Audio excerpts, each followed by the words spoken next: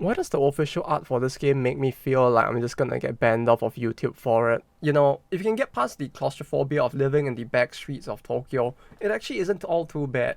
Like, one big benefit I would say is the fact that I can casually go down to Akihabara whenever I feel like it, and that means that I can end up finding out about events that I didn't even know were being held until I see the masses of people that have been gathered there. And this time with the Azur Lane 6th anniversary, it was no exception. It just so happens that I was casually walking past the station, past one of the crepe stores that I usually go to since it's cheap and convenient, and then I realized there was a queue that was way longer than usual. Yeah, maybe it's a problem that a grown man is like actually remembering the type of queues at the crepe store, but it was also then that I realized that they were carrying some very familiar looking stamp rally pamphlet things, which reminded me of something that I might have seen, I don't know, 7 months ago, also done by Yostar, which piqued my interest since this was the second time ever that they were doing it, meaning that unlike with the first ever time they did it with Blue Archive, this time they have the added advantage of being able to learn from what happened at the time so as to better ensure that the logistics of this go better. And I decided to just, since I'm already there, just participate in the whole thing, in spite of the fact that my original plan was just to go there, get lunch and leave. But yeah, even though I don't play the game anymore, I still know many people who do, and so this video is more for everyone out there who couldn't come down for the event to hopefully get a glimpse of what it was like. You can come with me in this very short tour of Akihabara through the eyes of this event, which for the Azur Lane Stamp Rally that they held this time, that is still going on, by the way. It goes on until October the 9th, so if you're in Tokyo before then, you can still try to give it a check out. They did revise quite a lot of stuff. For one thing, the number of stores and the type of stores were a lot more selective. Compared to then, it's summer now. I don't think anyone's gonna be wanting to run around to 16 different shops in the middle of summer, so they cut it down to 11 this time. Like, granted, it's now only around 31 degrees instead of 38, but to be using that as a form of argument to say, oh yeah, it's fine, we're gonna be able to go walk around now, is a bit like saying like, oh yeah, it's fine, I had actually dipped my hand in 100 degrees Celsius water in the past, so this 70 degrees is actually less bad, so it's fine. No, okay, I don't want to die from a heat stroke, so the fact that they reduced it is fine. And not only did they reduce it, but they also made it more compact. Compared to the time with the Blue Archive one, this time you don't have to go all the way further up north for the art gallery, as well as the fact that the gun model shop and the gun model shop range, which was a separate range place that you could go and fire the model guns, were both not included in the collab, which also makes sense. This is a different game. But yeah, as you can also see, there are some that are repeats, like 9 appears 3 times around the map. It's very hard to do this with my camera showing me everything in inverse, and 3 also appears twice, I believe, both here and here, due to the fact that for these ones, they actually chose places that have multiple branches, and they just made it such that you could just pick any of the branches to go to. So in that sense, it's a lot more convenient than the time they did the Blue Archive one. I believe that time they actually chose a Taito arcade, which there are multiple Taito arcades around Akihabara as well, but only one specific one could be gone to for the collab, so that was a little more walking around required. Though, in spite of the fact that the weather wasn't as good, this time around it actually didn't feel as bad. And it's not just because of the fact that they reduced the number of shops that you had to run around to for parts of this collab, but also because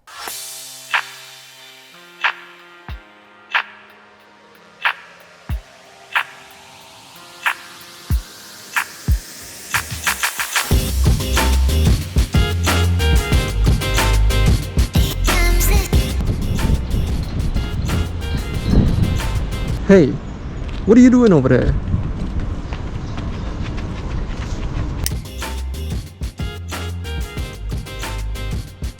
oh fuck.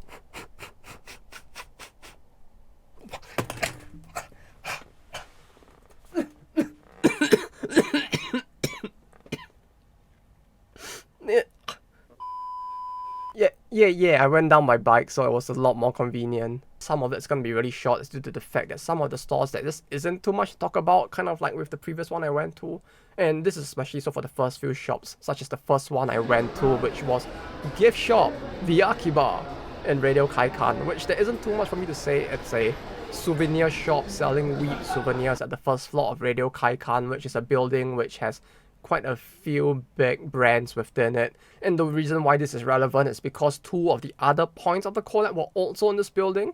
One was Ami, which I think they ship globally. It's a shop that many people probably use to buy weeb stuff. Personally, I don't really find them very credible outside of Japan. From what I know from having spoken to people who live outside of Japan, the shipping from this company can be very high, and sometimes it isn't being disclosed in the most transparent of ways. But we'll put all of that aside for now. Within Japan, they are a normal retailer rather than a exporter of goods. For those of you who have seen this image of like a huge number of anime figures just lined up in glass cases in Akihabara, it's from this shop. And if you thought that 2 out of 11 being in one building wasn't enough, guess what? There's a third one, because Yellow Submarine was also in this building and it's also part of the collab, which Yellow Submarine is a store that sells more hobbyish stuff, so they sell a lot of plastic model kits for Gundams, as well as like World War II vehicles, planes and the like, as well as the paint for those, board games, card games. For the 3 that were in here, it wasn't too hard to find the boards since the layout of the stores were very obvious, and I knew where the stores were ahead of time. However, one big issue I realized with a lot of this is the fact that for most of the stores, they don't actually tell you where in the stores the standees are located. So for stores like these ones where you can just walk a single circle around and find it, it's not too bad. But as you'll see as we move on, it kind of gets very bad for some of the other stores where they are multi-floors especially. Though before we go on, I have to mention that for this stamp rally, they actually did something kind of unique where, unlike the Blue Archive one where you just went from point to point to collect stamps, this time whenever you collected a stamp, you could also send a tweet or an post, I guess, since the website isn't called Twitter anymore, would have a URL on it that actually links you to a different part of a quiz thing, puzzle solving thing that they have going on. So unlike the last event they hosted, there was a stamp rally. This time around, not only did you have to collect the stamps, but if you wanted to get the in-game reward as well, you needed to solve the puzzles that came at each of these points, which when it comes to the questions, I'm really questioning if I'm just really stupid and this is just some big IQ test and it's just making me look very dumb, or if this is something that only Azur Lane fans are supposed to get. Cause like, I think question number 8 was something like this, like 3 matchsticks down is equals to 3, 4 matchsticks down equals 4. Which like, good sir, nani the fuck is the question here? But yeah, that said, I'm gonna put the 3 for the 3 ones in this shops up here. You guys can go and try and figure it out. Like my brain really could not figure out what the question even is for like the majority of this. For those of you who want the rewards, you can try to solve it here. Or you can probably go to like some online puzzle solving website or something, or like a game walkthrough. I'm sure somebody somewhere has probably already found the answer for this before I even attended the event. Which, moving on, the next place I went to was the Karaoke, which it wasn't in the same building, but it was in the same block, so that was really convenient. And the Karaoke had something unique going on where instead of just having the standee and the standard rewards that all participating shops had, they also had like a unique set of goods that were being sold at the Karaoke itself, and they had collab drinks that if you bought the drinks you would get another separate reward as well. So I decided to buy the drinks and just chill at the Karaoke for a bit. Arguably, I may have wasted too much time here. Like initially I just planned to like, okay, I'm gonna go there for an hour. The plan is to just get the Karaoke stuff, enjoy myself for a little bit and just leave. But then somehow I just ended up going like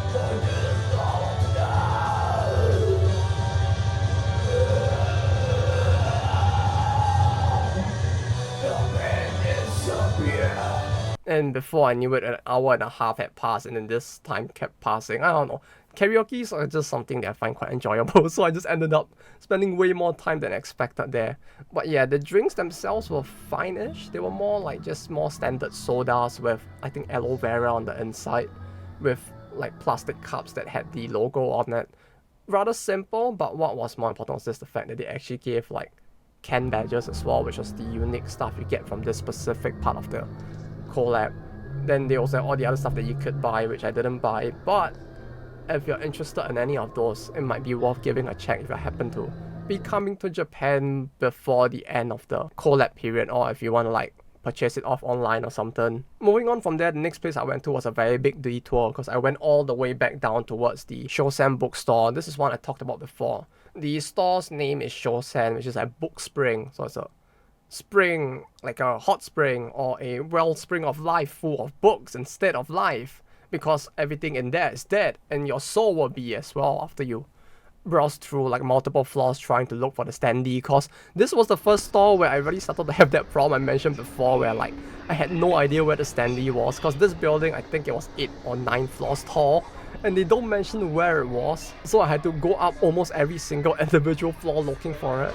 Of course, there you could say like, oh, but Mr. Salaryman, you could have just gone to the floor with all the anime stuff, I'm sure it would have been there. Yes, my child, it certainly would have been there. You see, the thing is that it definitely was at one of the floors, but the issue at hand is not so much the fact that it was at the anime floor, but more so the fact that there were 3 anime floors, so I had to run around each of the individual floors, making sure that I didn't miss it out, because as you can see in the video as well, the store is rather compact, and the way that they put the shelves is a bit messy, so if they had just laid it against one of the walls, there's a very real chance that it might have just been in the blind spot and I wouldn't have noticed it. So I had to go up each individual floor, and it was sure enough on the highest anime floor. Go figure! You know, big tactics to make people walk around the entire store there. I see your game. Well played, but I see through it.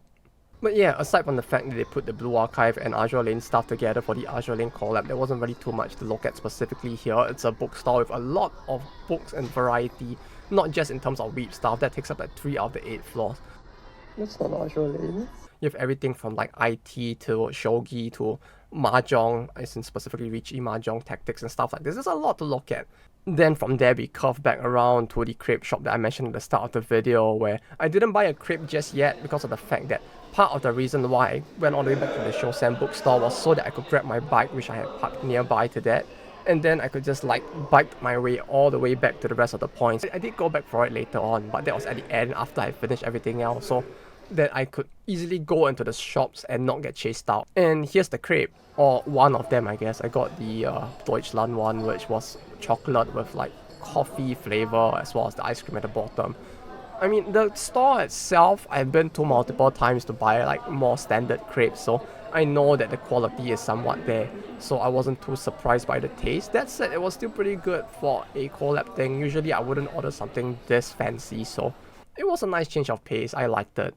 Then for the crepe place, they also do have a unique paper wrapping for the crepe itself, but don't worry, you don't have to find a way to wash and clean the paper to get the chocolate off once you're done eating to keep it, because they do actually give you a separate one that you can just keep your stuff in. That looks like this, so due to the fact they actually do give you a spare, I do have a very fresh and clean copy which I preserve a lot better than the actual map itself at least. But yeah, the way they wrap it such that her face is staring at you as you eat the crepe kind of gives it a very different vibe. But yes, once I was done with that, I actually cycled down all the way to Onoden, which Onoden is the building with the very insufferable little kid at the front. For those of you who have been to Akihabara before, you might know it's the one with the dancing kid thing that just loops for like ad infinitum. They'll play like that ad, then they'll play one other ad or 2 other ads, then this ad will play again. So if you're in Akihabara for any extended period of time and you're standing there, you're just gonna hear the "Oh no, then, oh no, then what?"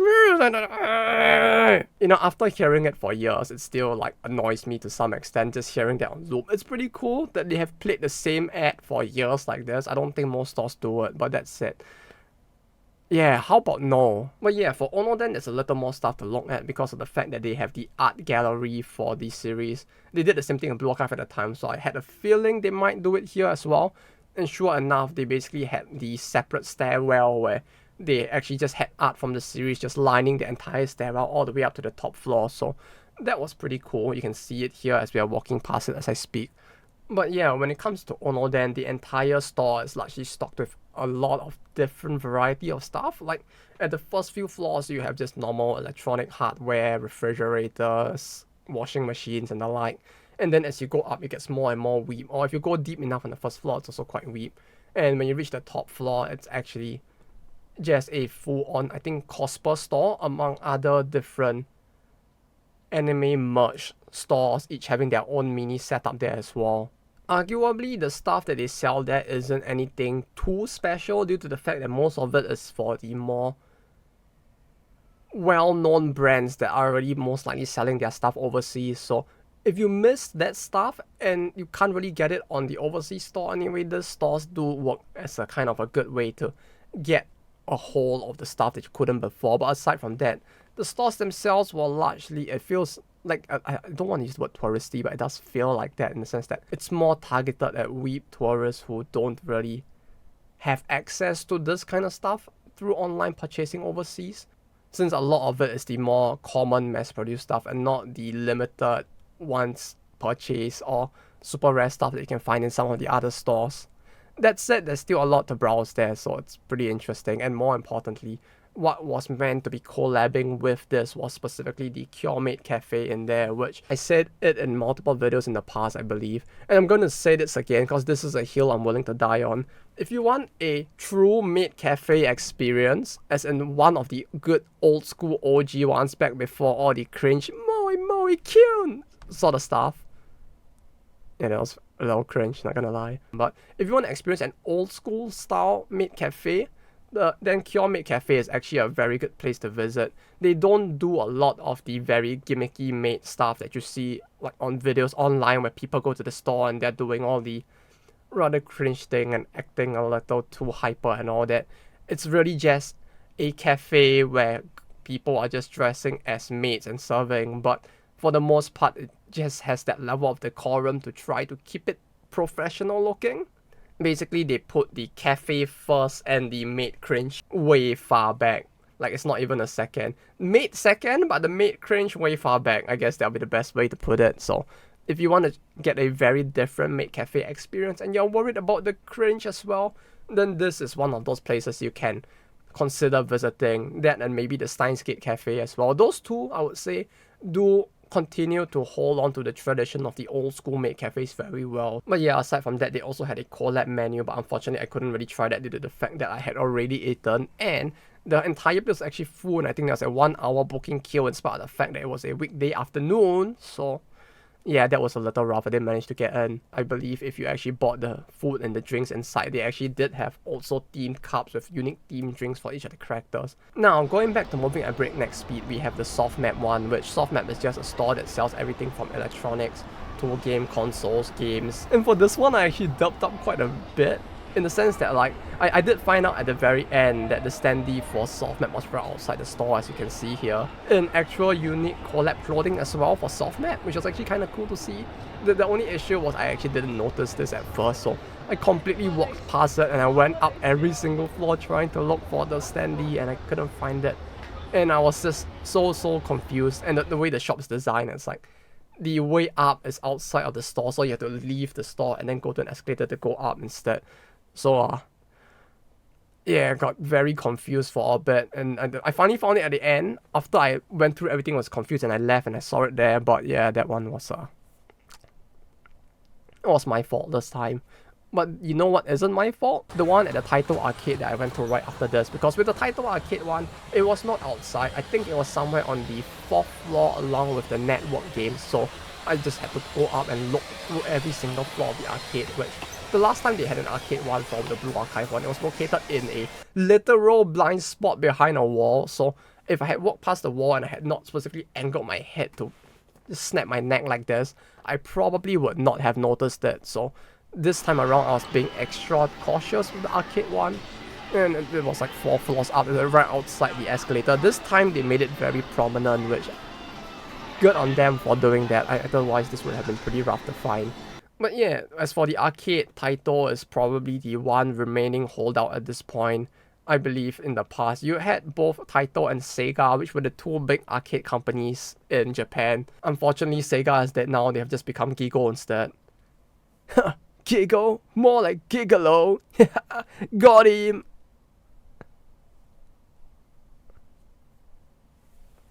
There aren't really much anymore, and so I just took the time to also sit there and play Gundam Evolution, Gundam Extreme Versus 2, since this is actually quite available in arcades. I mean, the fact that in the arcade machines they even have a controller there, I mean it's attached to the machine obviously so you can't steal it, but the fact that it actually has that on top of having the usual fight stick so you can have your selection of which one you want to use is actually pretty based.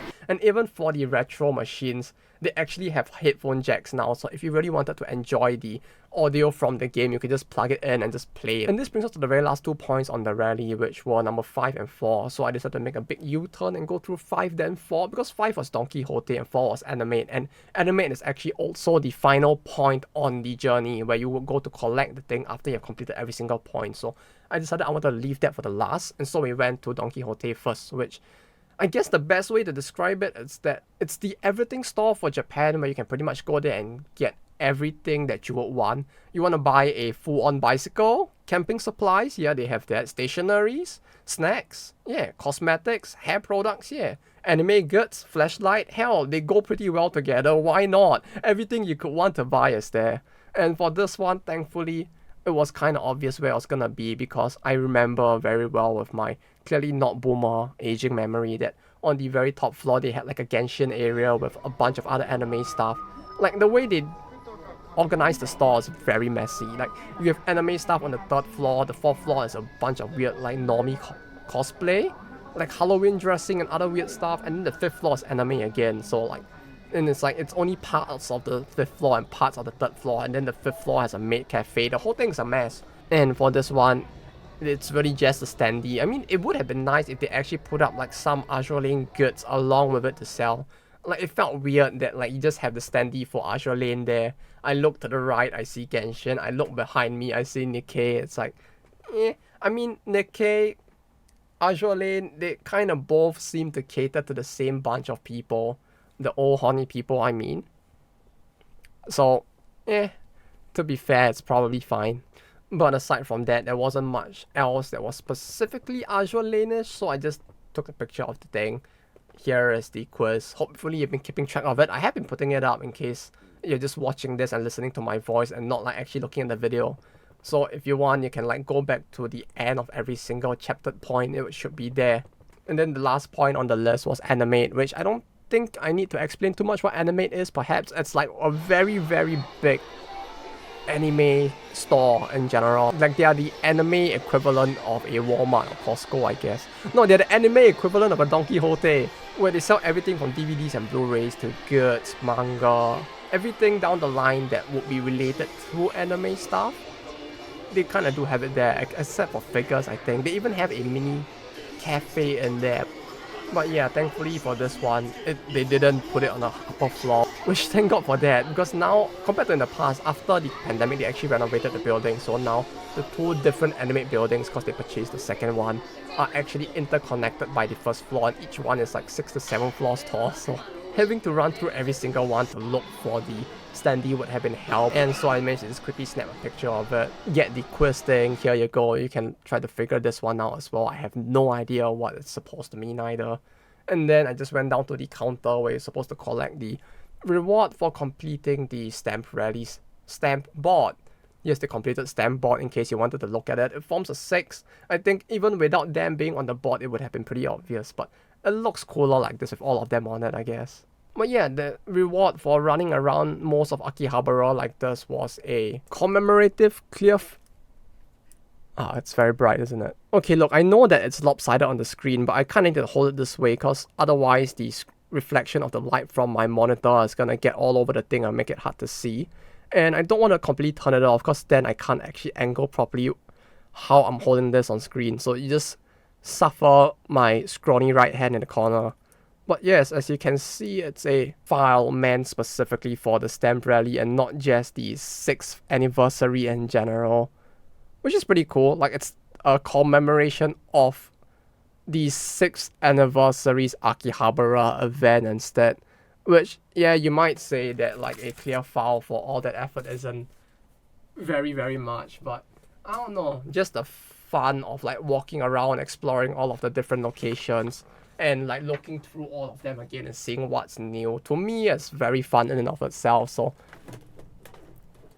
it's more like these events are a bonus to get you incentivized to run around Akihabara, and then you get to enjoy everything else as well. Maybe if you're not the kind that enjoys the shopping and exploring, it might be boring, but for me, I would say this is a pretty enjoyable experience. That said, this pretty much brings me to the end of the video, but before I end it all off, I actually am planning to go back to the Crepe store maybe once or twice before the collab ends, since I do just go there and eat on a normal basis sometimes when I'm on the way back while passing through the station. So if any one of you actually wants the crepe paper, like this thing, if you want it, just let me know. I'll send it to you, cause if I go back there and buy another one to try, it also means that I'm gonna get another one since they just give it out for free. So do let me know if you want it. Okay, it might be a little blurry, but the same also applies for the 3 Ken badges or pins that I have here.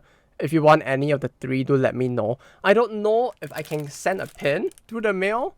I don't know if this will get sent back, but I'll try and see if it works, if you really want it. And if it gets through, great. If it doesn't, I'm sorry. But if you are interested in trying to get a hold of it, do let me know as well. And I'll send this one through the mail in same fashion with the crepe thing. Also, I do have some of the sales over here from the event. But yeah, this is the 5.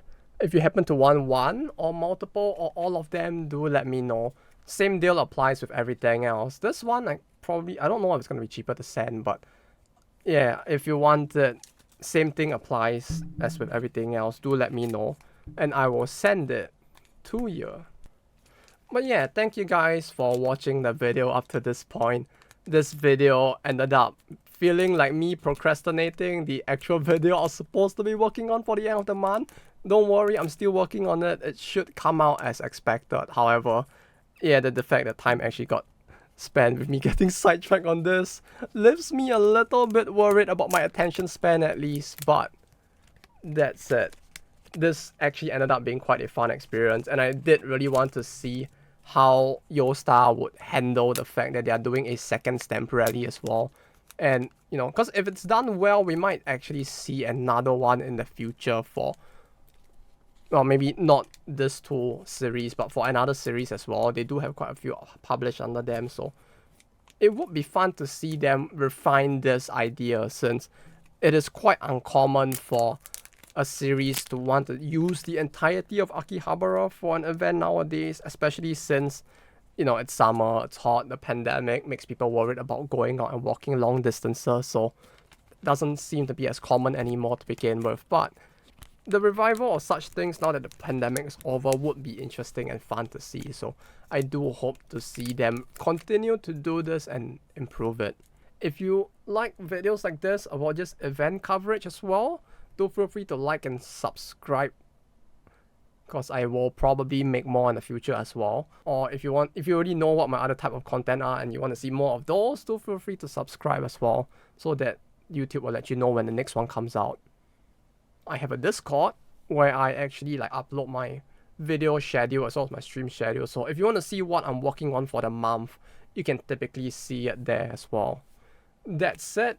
I'll be heading off for now. So take care and bye-bye.